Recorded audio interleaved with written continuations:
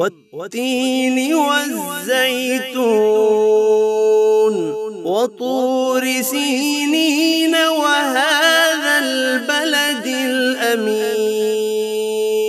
لقد خلقنا الإنسان في أحسن تقويم ثم رددناه أسفل سافلين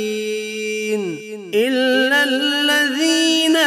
آمنوا وعملوا الصالحات فلهم أجر غير ممنون